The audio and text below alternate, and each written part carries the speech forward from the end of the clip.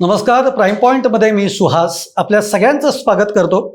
अपनी अपनी करनी का फल है नेकी और रुसवाइयाँ। अपनी अपनी करनी का फल है नेकी और रुसवाइयाँ, आपके पीछे पीछे चलेगी आपकी परछाइयाँ। अर्थात हे सगळं मी कुणाबद्दल बोलतो आहे हे तुम्हाला या व्हिडिओमधून नंतर लक्षात येईलच, पण सध्या एकनाथ शिंदे हे चक्रव्यूहात अडकलेत आणि असं म्हटलं जात आहे की एकनाथ शिंदेंच्या शिवसेनेचे 13 ते 14 आमदार हे फुटू शकतात आणि ते भाजपमध्ये जाऊ शकतात। नेमकं हे सगळं प्रकरण काय आहे आपण सविस्तर बघूयात। तुम्हाला व्हिडिओ आवडला तर लाईक करा, शेअर करा, चॅनल सबस्क्राइब करायला विसरू नका आणि तुमच्या देखील कमेंट या कमेंट बॉक्समध्ये जरूर कळवा। मित्रांनो, सध्या आपण जर का देवेंद्र फडणवीसांचा विचार केला तर देवेंद्र फडणवीसांची 10 बोटं ही अक्षरशः तुपामध्ये आहेत की काय असं वाटावं। कारण केंद्रामध्ये सरकार त्यांचं आहे, राज्यामध्ये सरकार त्यांचं आहे, पोलीस खातं त्यांच्याकडे आहे, यंत्रणा त्यांच्याकडे आहेत, ईडी आहे, सीबीआय आहे, सगळं काही देवेंद्र फडणवीसांकडे आहे। त्यामुळे कुठलीही गोष्ट ही साध्य करून घेणं किंवा ती साध्य कशी करायची हे देवेंद्र फडणवीसांना अत्यंत सहज असं शक्य आहे। आणि म्हणूनच तुम्ही बघितलं असेल तर 2022 मध्ये 2022 पेक्षा आपण 2019ला जाऊयात ना। 2019ला देवेंद्र फडणवीस म्हणायचे की मी पुन्हा येईन, पण देवेंद्र फडणवीसांना 2019ला पुन्हा येता आलं नाही आणि नंतर 2022ला शिवसेनाच फुटली। शिवसेना फुटली, यामागे भाजप म्हणजे अमित शहा आहेत, त्यानंतर देवेंद्र फडणवीस आहेत। हे देखील कालांतराने स्पष्ट झालं। कशाला? एकनाथ शिंदेंनी सांगितलं की माझ्या मागे महाशक्ती होती, माझ्या मागे देवेंद्र फडणवीस होते। म्हणजेच आपल्या समोर आलं की 2022 मध्ये काय झालं। 2022 नंतर महायुतीचं सरकार सुरू झालं, मुख्यमंत्री एकनाथ शिंदे झाले। एकनाथ शिंदेंच्या नेतृत्वामध्ये निवडणुका लढल्या गेल्या आणि मग लाडकी बहीण योजना आणली। या लाडकी बहीण योजनेनंच राज्यामध्ये पूर्णतः धुमाकूळ घातला आणि पुन्हा एकदा प्रचंड बहुमताने सरकार 2024 मध्ये सत्तेमध्ये आलं। जसं 2022ला देवेंद्र फडणवीसांनी शिवसेना फोडली, तशी आता पुन्हा देवेंद्र फडणवीसांचं लक्ष हे शिवसेनेवर आहे। अर्थात उद्धव ठाकरेंच्या शिवसेनेवर नाही, तर एकनाथ शिंदेंच्या शिवसेनेवर देवेंद्र फडणवीसांचं लक्ष आहे। तर दुसरीकडे आपण बघतोय की एकनाथ शिंदे हे प्रचंड वेगाने काम करतायत, राज्य पिंजून काढतायत। त्यांच्या बरोबरीनं त्यांचे सुपुत्र श्रीकांत शिंदे हे सुद्धा राज्यभर हिंडतायत, माणसं जोडण्याचा प्रयत्न करतायत, माणसांच्या जवळ जाण्याचा प्रयत्न करतायत, कनेक्ट करण्याचा प्रयत्न करतायत।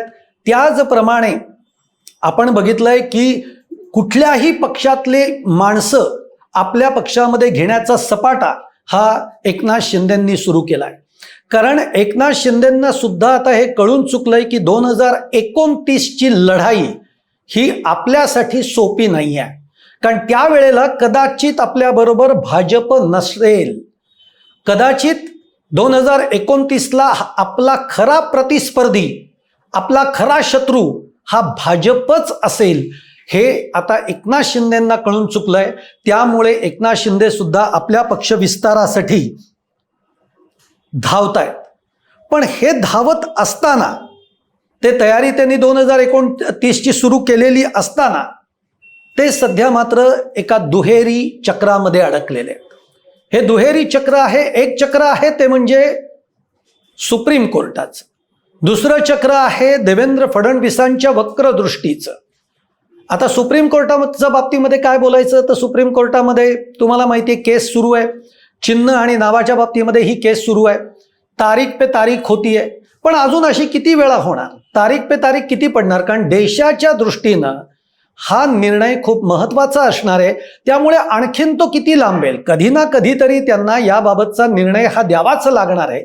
आणि जसा तो निर्णय येईल तेव्हा तसं एकनाथ शिंदेंना सुद्धा विचार करावा लागणार आहे त्यांच्या पुढच्या भविष्याच्या दृष्टीनं। त्यामुळे या दुहेरी चक्रामध्ये जे मी म्हटलं अडकलंय ते एक सुप्रीम कोर्टाचं आहे. दुसरं आहे ते देवेंद्र फडणवीसांच्या बाबतीतलं. देवेंद्र फडणवीसांची वक्रदृष्टी.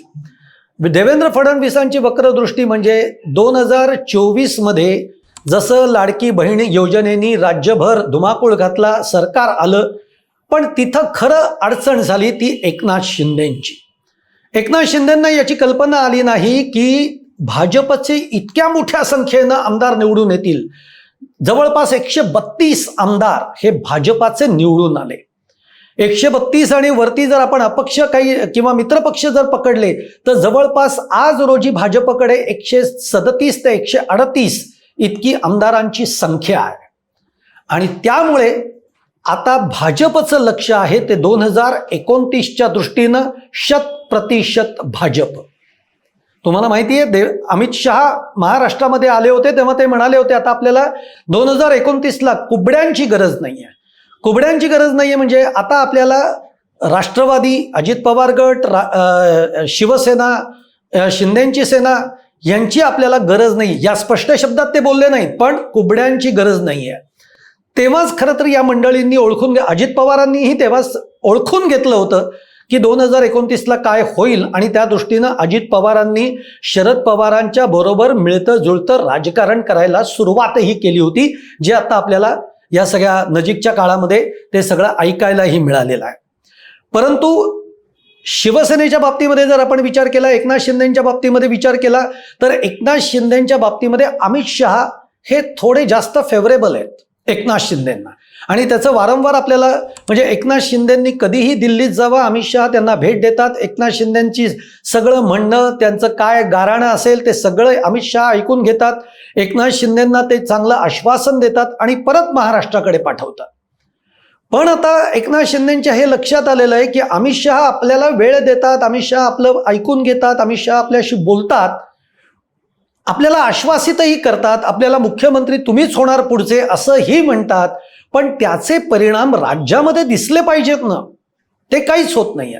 बदल काहीच घडत नाहीये. देवेंद्र फडणवीस ज्या पद्धतीचं राजकारण महाराष्ट्रामध्ये राबवत आहेत ते तसंच सुरू आहे. म्हणजे आत्ता नजीकच्या काळामध्ये जेव्हा एकनाथ शिंदे दिल्लीला गेले होते तेव्हा त्यांनी राज्यातल्या भाजप बाबतचे आणि देवेंद्र फडणवीसांच्या विरोधामध्ये तक्रारही केली होती की आज नगर विकास खातं आमच्याकडे इतर खाती आहेत, पण आम्ही आमच्या खात्यांचे निर्णयच घेऊ शकत नाहीये. सगळे निर्णय घेत आहेत ते मुख्यमंत्री म्हणून देवेंद्र फडणवीसच घेत आहेत. जर असं असेल तर मग आमचा उपयोगच काय आहे? ही मोठी तक्रार एकनाथ शिंदेंनी अमित शहांकडे केली. काय झालं? आज देवेंद्र फडणवीस ज्या पद्धतीने राज्यामध्ये कारभार करायचा आहे तो तसाच करतायत. उलट अधिक एकनाथ शिंदेच्या शिवसेनेच्या बाबतीमध्ये ते आणखीन फासे आवळतच चाललेले आहेत.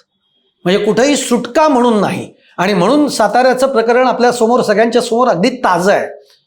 हे सगळं जेव्हा घडत असताना आपण जे बघतोय की त्यामुळे गेल्या वर्षभरापासून देवेंद्र फडणवीस आणि एकनाथ शिंदे यांच्यामध्ये जमत नाही आहे. आता एवढी मोठी जेव्हा संख्या आपल्याकडे आहे तेव्हा 2029च्या दृष्टीनं 100% भाजप हे जे काही भाजपचं धोरण आहे त्याची जबाबदारी जी आहे ती येऊन पडलेली आहे देवेंद्र फडणवीसांवर. आणि त्यामुळे आता देवेंद्र फडणवीस हे त्या दृष्टीनं काम करत आहेत. देवेंद्र फडणवीस आता जर का राज्यामध्ये ऑपरेशन लोटस राबवण्याचा जर का विचार झाला तर तो कुणा बाबतीत होऊ शकतो? उद्धव ठाकरेंच्या शिवसेनेच्या बाबतीमध्ये अजिबात नाही. कारण एक तर आता उद्धव ठाकरेंच्या शिवसेनेबाबत देवेंद्र फडणवीसांचे काही वेगळे डाव सुरू आहेत. डाव म्हणण्यापेक्षा एक वेगळी समीकरणं उद्धव ठाकरेंच्या बरोबर नव्यानं सुरू झालेली आहेत. त्यामुळे उद्धव ठाकरेंच्या शिवसेनेबाबतीमध्ये ऑपरेशन लोटसचा प्रयोग होणार नाही. राष्ट्रवादी अजित पवार गटाचा विचार केला तर आता त्या गटाचं पूर्ण नेतृत्व हे सुनेत्रा पवारांनी आपल्या हाती घेतलेलं आहे. पण त्यांच्याकडे असं कोणतंही नेतृत्व आता नाहीये जे अजितदादा होते. अजितदादा असते तर गोष्ट वेगळी होती. अजितदादा कोणताही करिश्मा करू शकत होते. ते राज्यामध्ये वेगळं चित्र निर्माण करू शकण्याची ताकद अजितदादांकडे होती. पण आता तसं नेतृत्व राष्ट्रवादीमध्ये राहिलेलं नाहीये. ते तसं सुनेत्रा पवारही तशा नाहीये. तसं नेतृत्व असू शकणार नाही, कारण ते आता नव्याने त्यांनी सगळा कारभार घेतलेला आहे. अगदी पार्थ पवार, जय पवार यांचा विचार केला तरी ते अगदी अननुभवी आहेत. त्यांच्याकडे अनुभव नाही आहेत, त्यामुळे त्यांचं नाही. सुनील तटकरे, प्रफुल्ल पटेल, छगन भुजबळ हेही असं नेतृत्व नाहीये की जे राज्यभर स्वीकारलं जाईल किंवा ज्याची राज्यभरामध्ये छाप पडेल. ते त्यांच्या मतदारसंघापुरते त्यांचा प्रभाव आहे, पण त्यांचा प्रभाव हा राज्यभर नाही आहे. त्यामुळे भाजपला किंवा देवेंद्र फडणवीसांना राष्ट्रवादीच्या बाबतीतली काही चिंता नाही आहे. चिंता आहे ती एकनाथ शिंदेच्या शिवसेनेच्या बाबतीत. मी मागच्याही व्हिडिओमध्ये, आजच जो आधीचा केला होता व्हिडिओ, त्याच्यामध्येही मी तुम्हाला म्हटलं की एकनाथ शिंदेची शिवसेना ही आता भाजपसाठी नाकापेक्षा मोती जड होऊ लागलेली आहे आणि भविष्यामध्ये ती आणखीन त्रासदायक ठरण्याच्या आतच हा उधळलेला घोडा रोखायला पाहिजे, हे भाजपने ठरवलेलं आहे. भाजपच्या अंतर्गत सुद्धा आता त्या बाबतीमध्ये चर्चा सुरू झालेली आहे आणि त्यामुळे 2029ला 100% भाजप याची जबाबदारी ही देवेंद्र फडणवीसांकडे आहे. देवेंद्र फडणवीसांनी त्याप्रमाणे पावलं टाकायला सुरुवातही केलेली आहे. असं म्हटलं जात आहे की एकनाथ शिंदेच्या शिवसेनेतले 13 ते 14 आमदार हे भाजपच्या म्हणजेच देवेंद्र फडणवीसांच्या गळाला लागलेले आहेत. हे आमदार आहेत, हे ग्रामीण भागातले आहेत आणि म्हणून तुम्ही बघा की या आमदारांचं मंत्रालयामध्ये कोणतंही काम असू देत, हे काम पटकन होत आहे. निधीची कामं असू देत, निधी त्यांना वेळेत मिळतोय, जसा पाहिजे तसा पुरवला जातोय. त्याचप्रमाणे अगदी कुणाच्या बदल्या असतील, काही असतील वेगळी कामं, तर ती तत्काळ केली जात आहेत. त्यामुळे ही जी काही 13-14 आमदारांची संख्या आहे ही देवेंद्र फडणवीसांच्या गळाला लागलेली आहे. बरं, पुन्हा हे आमदार असे आहेत की उद्या ते फुटून भाजपमध्ये आले तरी, ते निवडणूक झाली तरी ते पुन्हा निवडून येण्याची क्षमता ठेवतात त्यांच्या भागातनं. त्यामुळे तेही टेन्शन देवेंद्र फडणवीसांना नाही आहे. देवेंद्र फडणवीसांचं खरं तर लक्ष होतं किंवा टार्गेट होतं 25 आमदारांचं, पण अजून ते साध्य होत नाहीये. 13-14 आमदार तर गळाला लागलेले आहेत. आता फक्त ज्याला म्हणतो आपण सिग्नल यायचा बाकी आहे देवेंद्र फडणवीसांकडनं. पण देवेंद्र फडणवीसांकडनं तो आत्ता लगेच येईल का, तर याची शक्यता कमी आहे, कारण देवेंद्र फडणवीसांना अजून केंद्रातनं या बाबतीमध्ये ग्रीन सिग्नल मिळावा लागणार आहे. अमित शहा जोपर्यंत हो म्हणत नाहीत किंवा पंतप्रधान नरेंद्र मोदी हो म्हणत नाहीयेत किंवा हे दोघंही हो म्हणत नाहीयेत, तोपर्यंत महाराष्ट्रामध्ये ऑपरेशन लोटस हे तसं राबवता येणार नाही शिवसेनेच्या बाबतीमध्ये. शिवसेना कुठली? एकनाथ शिंदेची. पण जर वरनं तशा पद्धतीचा ग्रीन सिग्नल आलाच तर 13 ते 14 आमदार एकनाथ शिंदेच्या शिवसेनेचे तयार आहेत, जे भाजपमध्ये येऊ शकत आहेत. असंही बोललं जात आहे की खासदारांवर सुद्धा लक्ष आहे भाजपचं एकनाथ शिंदेच्या. आता तुम्ही नुकतंच बघा आपची काय अवस्था झाली. आम आदमी पार्टीची 7 खासदार यांनी भाजपमध्ये प्रवेश केलेला आहे. नितीश कुमारांच्या पार्टीचं काय झालं? शेवटी तीही पार्टी मित्रपक्षच आहे, पण त्या पार्टीमध्ये सुद्धा आज बिहारमध्ये मुख्यमंत्री म्हणून भाजपचा बसला. नितीश कुमारांना अगदी उत्तम रीतीने भाजपने बाजूला काढलेला आहे. त्यामुळे एकनाथ शिंदेच्या शिवसेनेच्या बाबतीमध्ये नेमकं पुढे काय होणार आहे हे एकनाथ शिंदेंना याची जाणीव आहे. त्यामुळे त्यांची धाकधूकही वाढली आहे. सगळ्यात महत्त्वाचा आहे तो म्हणजे सुप्रीम कोर्टाचा निकाल काय येणार. या निकालावर अनेक गोष्टी अवलंबून आहेत, त्यामुळे सगळं थांबलंय. पण हा निकालही फार रेंगाळू शकणार नाही. आता पुढच्या 2 ते 3 महिन्यामध्ये हा निकाल लागण्याची शक्यता आहे आणि तो लागल्यानंतर तुम्ही नक्की बघा पुढच्या 6 महिन्यामध्ये एकनाथ शिंदेच्या शिवसेनेतनं आमदार मोठ्या प्रमाणावर फुटल्याची बातमी ही आपल्या कानी येईल. राज्याच्या राजकारणामध्ये पुन्हा एकदा मोठा हादरा बसेल हे निश्चित आहे.